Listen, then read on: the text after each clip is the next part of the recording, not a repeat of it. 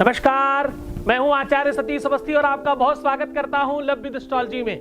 Love with astrology तुम्हारे जीवन में प्रेम भरने का, तुम्हें सजाने का, तुम्हें संवारने का, तुम्हें प्यार में ओत-पोत करने का और तुम्हारे रिलेशनशिप, लव में और पारिवारिक लाइफ में मदद करने का साधन है। पिछले 20 सालों से हम लोग वेद, विज्ञान, शास्त्र, पुराण, गीता, उपनिषद, इन सब का ज्ञान निचोड़ करके आपको आपकी समस्या का समाधान उस रूप में बताते हैं। तुमने बहुत सारी कथाएं, बहुत सारे प्रवचन और बहुत सारी अच्छी जगहों पर जाकर के अपने जीवन को मूल्यवान बनाने का प्रयत्न किया। यहां पर आपके अपने जीवन को सर्वश्रेष्ठ किया जाता है। जब आपका मंदिर, मस्जिद, गुरुद्वारे जाने के बाद भी काम नहीं हो तो कहीं ना कहीं शायद गुरु कृपा की आवश्यकता है। भगवान भी आपकी तब सुनता है जब आप गुरु के चरणों में हो, गुरु का अनुराग आपके प्रति हो। प्रेम जितना बढ़ेगा, प्रेम जब अनंत हो गया तो समझो रोम रोम संत हो गया। जब प्रेम अनंतता में बढ़ेगा तो आपका अपना रोम रोम संत हो जाएगा। संतत्व का मतलब है कि तुम एकाकी हो जाओगे, एक की तरफ ही देखोगे और जीवन पर्यंत जन्मों जन्मों तक आप उसी के होकर के रहोगे। अगर आपके अपने पारिवारिक लाइफ में, दाम्पत्य लाइफ में या मैरिटल लाइफ में या आपके अपने रिलेशनशिप में किसी भी प्रकार की कोई तकलीफ है, दिक्कत है, तो उसका सीधा समाधान करते हैं। आज मैं कह रहा हूं कि माता वैष्णव देवी की कृपा से इंसान को प्रेम मिलता है। क्योंकि मैया बहुत कृपालु है। आप सब ये जानते हो कि जिसका काम कहीं से नहीं होता उसका काम वैष्णव देवी से होता है।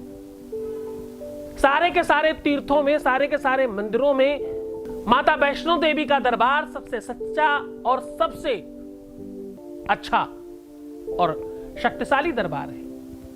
इस दरबार में आने वाले की मुराद त्वरित पूरी होती है। अगर आप किसी भी तरह से परेशान हैं तो आज एक ऐसी आन बता रहा हूं, एक ऐसी मान्यता बता रहा हूं, आज एक ऐसा ढंग बता रहा हूं जिससे माता वैष्णव की कृपा होगी और आपके अपने जीवन की हर मुराद पूरी होगी। अब आज तुम वो मांग लो जो तुम मांगना चाहते हो, क्योंकि तुम्हारे दरवाजे तुम्हारे गुरु के द्वारा माता वैष्णव दस्तक दे रही है। जय माता दी। अब आपको वो बात समझनी है कि वो आन का मतलब होता है कि आप किस प्रकार आवाज लगाएं, आप किस ढंग से अपनी बात कहें। अपनी बात कहने का भी एक ढंग और तरीका है। ईश्वर से मांगना, ईश्वर से ले लेना, एक होती है सकाम पूजा और एक होती है निष्काम पूजा। तुम निष्काम पूजा से सकामता निकालने की कोशिश कर रहे हो, इसलिए दुखी हो। अधिकतर मेरे पास लोग आते हैं और बोलते हैं मैं बहुत पूजा पाठ करने वाला हूं या करती हूं, बहुत पूजाएं की है, कोई बेनिफिट नहीं मिलता। इतनी सब पूजा पाठ किया, इतना सब अच्छा अच्छा कर्म किया, फिर भी मेरे साथ ऐसा क्यों हो रहा है? तो इसलिए हो रहा है कि तुम्हारी पूजा या तो बंधी हुई है, या तो तुम्हारी पूजा तुम्हें मिल नहीं रही है, और या तो तुम निष्काम पूजा से सकाम पूजा की ओर भाग रहे हो। निष्काम से सकामता और सकामते से निष्कामता की ओर मिसमैच कर रहे हो। तुम्हें ये पता नहीं।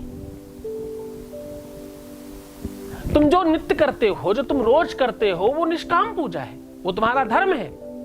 और जब तुम कुछ स्पेशल मांग रहे हो तो वो सकाम पूजा है, वो संकल्प करके करना पड़ेगा। तो आज मैं तुम्हें एक ऐसी आन बता रहा हूं, एक ऐसा ढंग बता रहा हूं जिससे माता वैष्णव आपके अपने घर में रह करके भी आपका काम कर देंगे। जो लोग दरबार गए उन्हें पता है, इससे सच्चा दरबार है नहीं विश्व में।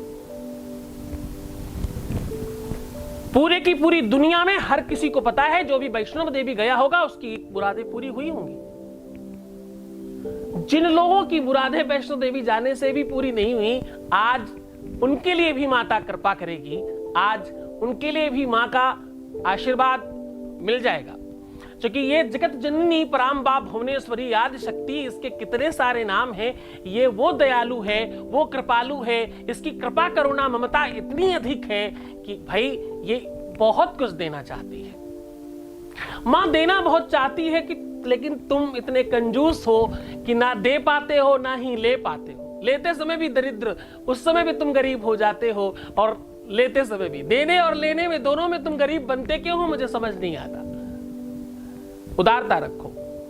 माँ बहुत कुछ देना चाहती है, तुम अपनी पात्रता मजबूत करना। तुम लेने वाला जो तुम पात्र लेके जा रहे हो ना, उसको थोड़ा बड़ा लेके जाना, क्योंकि तुम्हें इस बार बहुत कुछ मिलने वाला है।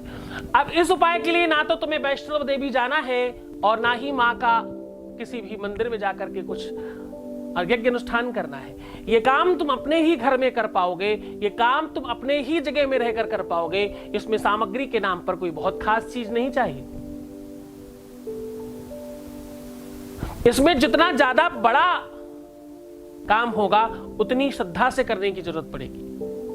अब इसके लिए आपको सबसे पहला एक काम यह चाहिए कि एक शुक्रवार से लेकर दूसरे शुक्रवार तक आपको वैष्णव रहने की कोशिश करना है। पहले इस नाम को सिद्ध करो।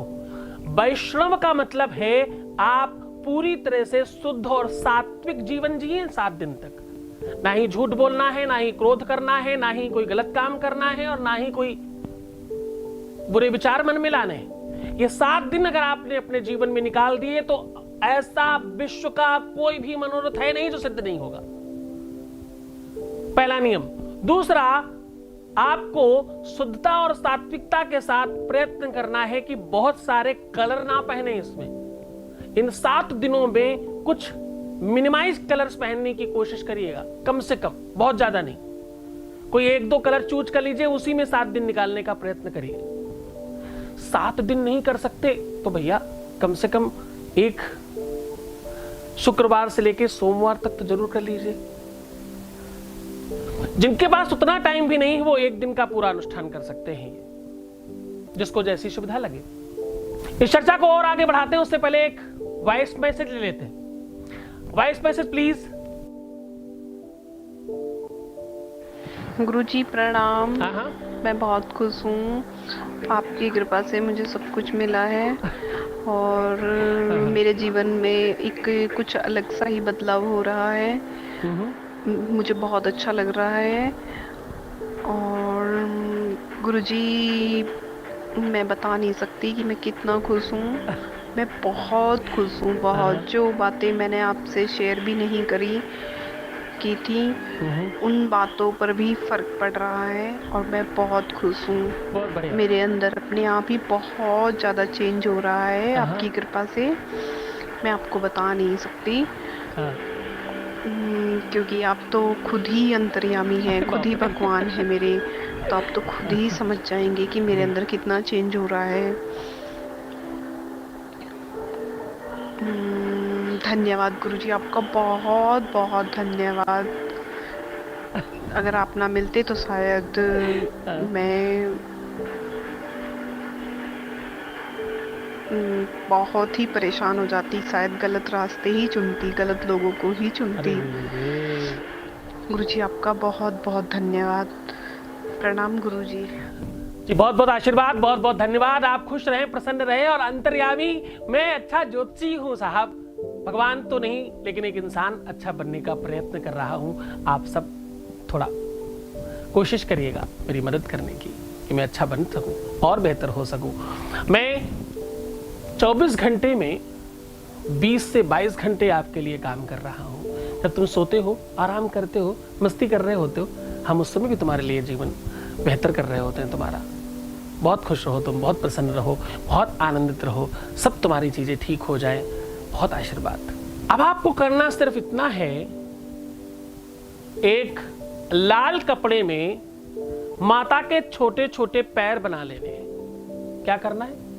एक लाल कपड़े में माता के छोटे छोटे पैर बना देने हैं। बनाने की सामग्री महावर रखिएगा जो पैरों में लगाई जाती है।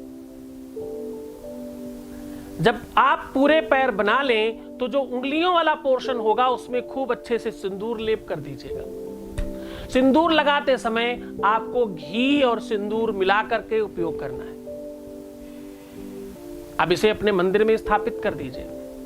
कुछ लोग बाद में फ्रेम करा के भी रख लेते हैं। इसे अपने मंदिर में स्थापित करिए और उसकी नित्य पूरी तरह से पूजा पाठ करिए। और बहुत विधि विधान के साथ अगर आप करना चाहते हो तो इन चरण कमलों को आप किसी भी अनाज में रख दीजिए। किसी भी बर्तन में अनाज रखिए और उसमें ही इसको या तो अनाज के अंदर दबा के भी रख सकते हो। नीचे चरण कमल रखें, ऊपर से अनाज चढ़ा दीजिए, फिर उसमें पूजा करिए। जो भी आपको रोली, अक्षत, चावल, धूप, दीप, नैवेद्य करना है, नित्य करते रहिए। आपको ध्यान रखना है कि भोग लगाते समय आपको मिश्री या चीनी का भोग लगाना है। यदि संभव हो सके तो चांदी का कोई भी छोटा टुकड़ा जरूर चढ़ा दीजिए।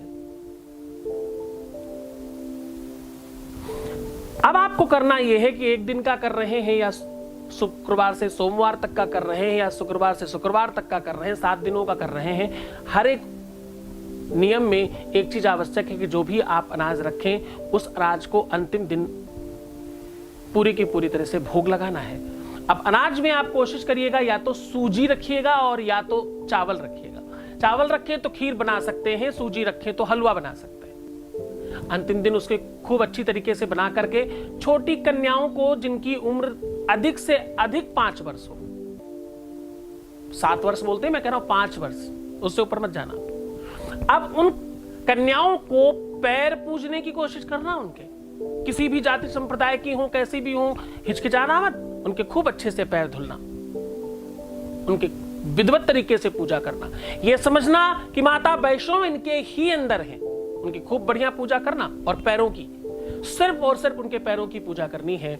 और जो भी तुमने बनाया है उनको खूब अच्छा पकवान खिलाएं, खूब उन्हें प्रसन्न करने की कोशिश करें, उनको द्रव्य दक्षिणा देकर के विदा करें और जो तुमने भोग लगाया वो जरूर खिलाएं। उसी भोग को उस दिन आप ग्रहण करें, उस दिन आप और कुछ अधिक ना खाएं, कम से कम चीजों को खान पान करें और उसी भोग से अपना दिन निकालने की कोशिश करें। ऐसा करते ही आपकी मान्यताएं और आपकी इच्छाएं त्वरित पूर्ण होंगी। जब आपकी मान्यता पूरी हो जाए तो आप माता के चरणों में जाकर के इस चरण को ऊपर रख करके आइएगा। यह आन है, तब तक वो चरण आपके पास होंगे। आप यकीन मानिए, भक्त के वश में है भगवान, भक्त के वश में है भगवान। अभी तक तुम वश में कर रहे थे सबको, इंसानों को, आज मैं तुम्हें बता रहा हूं माता को अपने वश में रख लो, वो सब कुछ तुम्हारा कर देंगे।